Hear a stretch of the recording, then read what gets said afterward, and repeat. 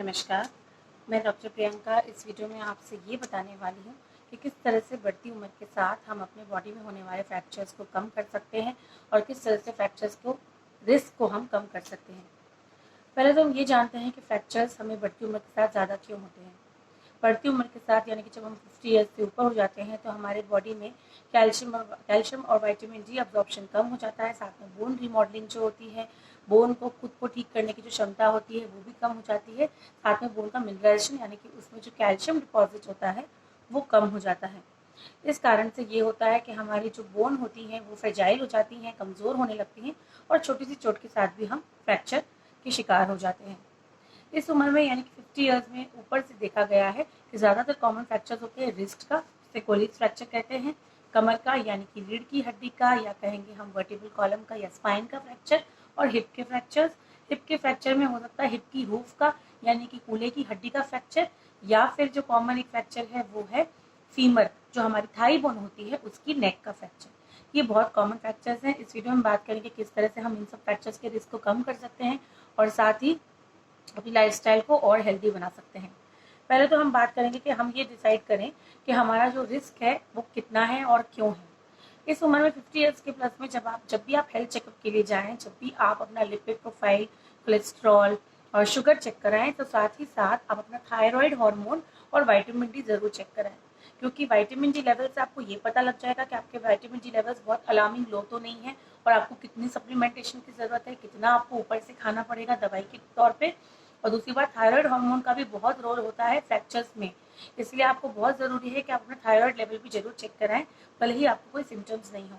Thyroid levels का normal होना बहुत ज़रूरी है ताकि कि और हमारे जो सिस्टम से वो अच्छे से काम करें। दूसरी चीज़ जो आपको चेक करानी है वो होती है डेक्सा स्कैन।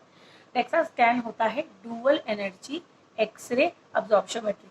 इसका मतलब है एक तरह का एक्सरे ही है जिसमें बहुत बहुत कम एक्सरे की जो रेडिएशन यूज़ की जाती है, उससे आप अपने शरीर की किसी भी बोन में कितनी ताकत है, कितनी बोन मिनरल डेंसिटी है, मतलब उस बोन में फ्रैक्चर को सहन करने की कितनी ताकत है, आप पता कर सकते हैं। बहुत आसान है, इसमें आपको भूखे पेट रहने की कोई ज़रूरत नहीं है। जिस तरह से आप ऐसे ही घर से जाते हैं, जाइए एक्सरे को करवाइए, उसकी रिपोर्ट लीजिए और अपने ऑर्थोपेडिशियन को दिखाइए, वो आपको बताएंगे कि आपका जो स्कोर है उसके अकॉर्डिंगली आपको क्या और तरह की दवाइयाँ लेने की ज़रूरत है और आपका फ्रैक्चर का रिस्क कितना है। ये दो तरीके से हम बहुत आसानी से जान सकते हैं कि क्या हमारा फ्रैक्चर का रिस्क हमारे आसपास के लोगों की क्षमता में और औरों के कंपैरिजन में, जो हमारे बराबर की एज के, क्या उनके कंपैरिजन में ज़्यादा है या कम है, और उसके अकॉर्डिंगली हमें अपना ट्रीटमेंट और लाइफस्टाइल को प्लान करना है। तो ये तो हुई दो बातें जिससे हमें पता लग जाएगा कि हमारा रिस्क कितना है। अब हम बात करेंगे कि हम अपनी लाइफस्टाइल में, डाइट में, एक्सरसाइज में क्या मॉडिफिकेशंस करें जिससे कि हमारे फ्रैक्चर का रिस्क बिल्कुल कम हो जाए। कैल्शियम और विटामिन डी का सप्लीमेंटेशन मैंने पहले की वीडियोस में बताया है, ज़रूर इम्प्रूव करना है। एल्डरली एज में आपको 1 ग्राम से लेकर 1.5 ग्राम, 1 ग्राम से लेकर 1.5 ग्राम्स तक का कैल्शियम आपके खाने में ज़रूर हो। जो टैबलेट्स यूजुअली आती हैं उनमें 500 ग्राम्स तक कैल्शियम होता है, तो अगर आपको टैबलेट्स लेना है तो आप 2 टैबलेट्स लेंगे। उसके साथ ही आजकल विटामिन डी भी होता है जो कि 600 इंटरनेशनल यूनिट्स, यूजुअली उन टैबलेट्स में इतना होता है, तो आप अगर लेंगे तो उससे आपका काम बन जाएगा। हालांकि अगर आपके कैल्शियम और विटामिन डी के लेवल ज़्यादा लो हैं तो आपके डॉक्टर आपको प्रिस्क्राइब करेंगे, तो आपको इसके साथ हो सकता है कुछ और तरह की मेडिसिन की भी ज़रूरत पड़े। अब दूसरी बात आती है खान पान। खान पान में हमें सबको पता है कि कैल्शियम और विटामिन डी के जो सोर्सेज होते हैं वो मिल्क और मिल्क रिलेटेड प्रोडक्ट्स होते हैं, मीट होता है और दूध, दही, ये सब, पनीर आप ले सकते हैं। सोयाबीन जो है वो बहुत अच्छा सोर्स है, सोया भी आप ले सकते हैं। तीसरी बात आती है सनलाइट की। हम सबको बोला जाता है, बचपन से हम जानते हैं कि सनलाइट में अगर हम रहते हैं तो सन के एक्सपोजर से हमारी जो स्किन है वो विटामिन डी सिंथेसाइज करती है। लेकिन हमें ये नहीं पता कि हम धूप में कब जाएं। ज़्यादातर लोग जो अपनी मॉर्निंग वॉक होती है उसी को समझ लेते हैं कि हमारा सन का एक्सपोजर हो गया। जी नहीं, सन का एक्सपोजर अगर आपको विटामिन डी के लिए करना है तो आपके लिए जो बेस्ट टाइम है वो है सुबह 11 से लेकर दोपहर 2 के बीच में। ये 3 घंटों में आपको अपने बॉडी को 10 से 15 मिनट का सन का एक्सपोजर देना है। कोशिश कीजिए कि पीठ पे, बैक पे और कमर पे आप लें, उल्टा करके बैठ जाएं। उससे ये होगा कि आपके चेहरे पे जो है वो सनबर्न नहीं आएगा और जो डार्क सर्कल्स वगैरह पड़ जाते हैं, जो डार्क स्किन हो जाती है, वो सब नहीं आएगा। तो पीछे की तरफ लें और कोशिश करें कि जितना हिस्सा हो सके आपके बॉडी का वो एक्सपोज हो, उस पर कपड़ा नहीं हो। ये इसलिए होता है कि हमेशा एक तरह का रूल होता है कि जब भी आपकी शेडो जो है बॉडी की, वो आपके बॉडी से अगर लंबी है, यानी कि सुबह और शाम के समय, उस समय आपका बॉडी में विटामिन डी सूरज की रोशनी से नहीं बनेगा।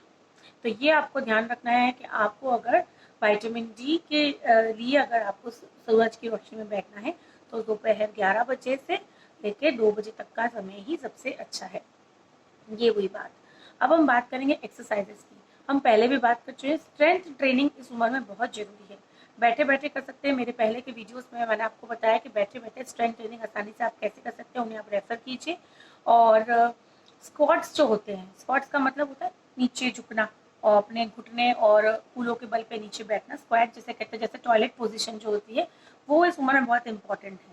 तो आप एक काम कर सकते हैं, पूरा नहीं कर सके तो एक कुर्सी को लीजिए, कुर्सी पर खड़े होकर बैठने की बार बार प्रैक्टिस कीजिए। इससे आपकी हिप और हिप के अराउंड की जो मसल्स हैं वो स्ट्रेंथन हो जाएंगी। जब भी हमारे मसल्स और लिगामेंट स्ट्रेंथन रहते हैं, स्ट्रेच रहते हैं, उससे ये होता है कि जब आप फॉल करते हैं तो आपकी बोन्स जो होती हैं उनका अलाइनमेंट ऐसा होता है कि फ्रैक्चर नहीं हो पाता है। इसलिए आपने देखा होगा कि जो लोग फिजिकली एक्टिव हैं उन्हें फ्रैक्चर्स कम होते हैं, और बेड रिडन जो पेशेंट है या कोई हमारे घर में ऐसे सदस्य हैं जो ज़्यादातर बेड पर रहते हैं, तो थोड़ा सा भी अगर गिर गए, बेड से गिर गए, स्लिप हो गए, बाथरूम में गिर गए, तो उनको बहुत आसानी से फ्रैक्चर हो जाता है। वो इसीलिए हो जाता है क्योंकि जो मसल्स होती हैं बोन के अराउंड, जॉइंट के अराउंड, वो अच्छे से काम नहीं कर रही हैं। तो हमारा पहला जो स्ट्रैटेजी रहेगी कि हमें मसल्स को बहुत स्ट्रेंथन करना है, टोन करना है, वो सिर्फ एक्सरसाइज से ही हो सकता है। वेट बेयरिंग एक्सरसाइज में आप साइकिल चला सकते हैं। घर में ही जो एक्सरसाइज साइकिल आती है एर्गोमीटर टाइप की, वो आप लगाइए। ब्रिस्क वॉक कीजिए। लॉकडाउन का समय है तो ब्रिस्क वॉक वगैरह अब सब आपको घर में ही करनी है। सीढ़ियाँ चढ़िए उतरिए। सीढ़ियाँ चढ़ते उतरते समय हमेशा रेलिंग का इस्तेमाल कीजिए, चाहे आपको ज़रूरत है चाहे नहीं है, आप रेलिंग को पकड़कर चढ़िए उतरिए। क्योंकि गिरने के साथ अगर आपका फ्रैक्चर नहीं भी होता है तो धीरे धीरे आपकी बोन्स जो है ब्रिटल होने लग जाती हैं। जैसे कांच का ग्लास है, वो गिरा, टूटा नहीं, अगली बार गिरा, नहीं टूटा, और तीसरी बार में टूट गया। इस तरह से हमारी जो बोन्स है उनमें भी अंदर क्रैक आ जाते हैं, वो भी टूटने की जो उसमें टेंडेंसी बढ़ जाती है अगर आप बार बार गिरते हैं। इसलिए आपको अपने आप को फॉल से बचाना है। तो हमेशा जो रेलिंग है उसको पकड़ के चढ़िए उतरिए, चाहे आपको ज़रूरत है चाहे नहीं है। घर में जो आपका बाथरूम है उसमें कोशिश करके शावर और बाथ टब के एरिया के पास आप रेलिंग जरूर लगवाएं, जिस तरह से टॉवल हैंग करने के लिए वो इस तरह की हो कि अगर आप गिरने लगे, बाई चांस स्लिप होने लगे, तो आप उसे पकड़कर सहारा ले सकें। तीसरी बात, अपने ज़्यादातर कमरों में आप रोशनी रखें, लाइट हमेशा जला के रखें, जिस तरह से भी आपको दिखता रहे कि आप किसी चीज़ से ठोकर खा के ना गिरें। घर में जो शो पीस है, फर्नीचर है, उसको इस तरह से लगाएं कि आपके चलने के रास्ते में ना आए, कोई तार आपके रास्ते में नहीं आए, कहीं पानी गिरा हुआ है तो उसको जल्दी से जल्दी सुखाएं किसी भी तरीके से, और घर के सभी सदस्यों को इन चीज़ों के बारे में एजुकेट करें।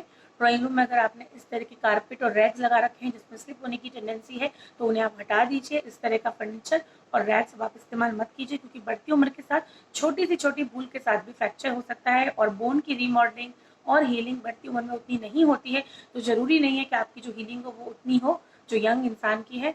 इसलिए फ्रैक्चर से बचने में ही बुद्धिमानी है।